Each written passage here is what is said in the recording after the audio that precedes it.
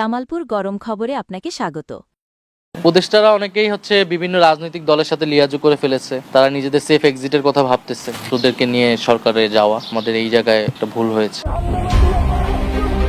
অন্তর্বর্তী সরকারের অনেক উপদেষ্টাই নিজেদের আখের গুছিয়েছেন, কেউ আবার গণ অভ্যুত্থানের সঙ্গে বিশ্বাসঘাতকতা করেছেন। তাদের বিশ্বাস করাই ভুল ছিল। কথাগুলো কোনো বিরোধী মতাদর্শের রাজনৈতিক নেতার নয়, বুক ভরা আক্ষেপ নিয়ে এমন বিস্ফোরক মন্তব্য করেছেন অন্তর্বর্তী সরকারেরই সাবেক উপদেষ্টা এনসিপি আহ্বায়ক নাহিদ ইসলাম। সেজদাটা রাজনৈতিক দলগুলো করেছে, ছাত্ররা কিন্তু করে নাই। নাহিদ অভিযোগ করেছেন সরকারের উপদেষ্টা পরিষদের ভেতরেই চলছে আঁতাত। অনেকে নাকি বিভিন্ন রাজনৈতিক দলের সঙ্গে গোপন লিয়াজু করে ফেলেছেন। তাদের একটাই লক্ষ্য, নিজেদের সেফ এক্সিট নিশ্চিত করা। নাহিদের ভাষায় যাদেরকে তারা বিশ্বাস করেছিলেন তাদের অনেকেই পেছন থেকে ছুরি মেরেছে। তারা যে নাগরিক সমাজের উপর আস্থা রেখেছিলেন সেই আস্থাই এখন বিশ্বাসঘাতকতায় পরিণত হয়েছে। আক্ষেপ নাহিদের।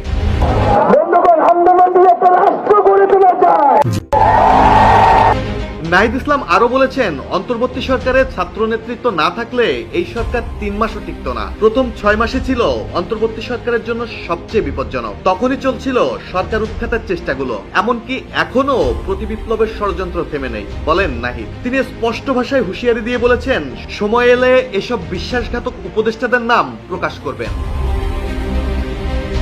নাহিদের এমন বিস্ফোরক মন্তব্যে যেন কেঁপে উঠেছে দেশের রাজনৈতিক অঙ্গন। অনেকেই তার বক্তব্যকে দেখছেন সরকারের ভেতরকার ফাটল হিসেবে, আবার কেউ বলছেন এটাই আসন্ন রাজনৈতিক ঝড়ের আগাম ইঙ্গিত।